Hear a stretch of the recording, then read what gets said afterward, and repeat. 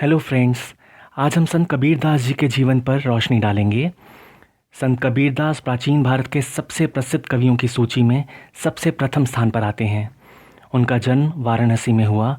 हालांकि इस बात की पुष्टि नहीं की जा सकी, परंतु ऐसा माना जाता है कि उनका जन्म सन 1400 के आसपास हुआ। उनके माता पिता के बारे में भी यह प्रमाणित नहीं है कि उन्होंने कबीरदास को जन्म दिया या केवल उनका पालन पोषण किया। कबीर ने खुद को अपनी कई रचनाओं में जुलाहा कहा है। उन्होंने कभी विधिवत शिक्षा नहीं प्राप्त की, किंतु ज्ञानी और संतों के साथ रहकर कबीर ने दीक्षा और ज्ञान प्राप्त किया। वह धार्मिक कर्म कांडों से परे थे।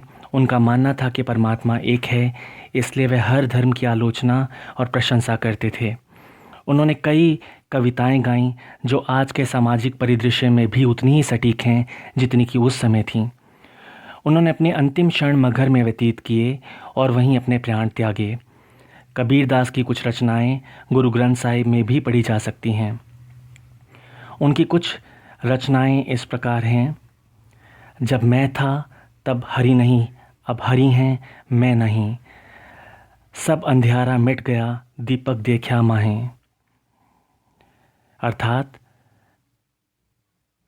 कबीर जी कह रहे हैं कि जब तक मनुष्य में अहंकार है तब तक वह ईश्वर की भक्ति में लीन नहीं हो सकता, और एक बार जो मनुष्य ईश्वर भक्ति में पूर्ण रूप से लीन हो जाता है, उस मनुष्य के अंदर कोई अहंकार शेष नहीं रहता।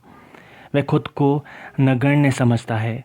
जिस प्रकार दीपक के जलते ही पूरा अंधकार मिट जाता है और चारों तरफ प्रकाश फैल जाता है, ठीक उसी प्रकार भक्ति के मार्ग पर चलने से ही मनुष्य के अंदर व्याप्त अहंकार मिट जाता है।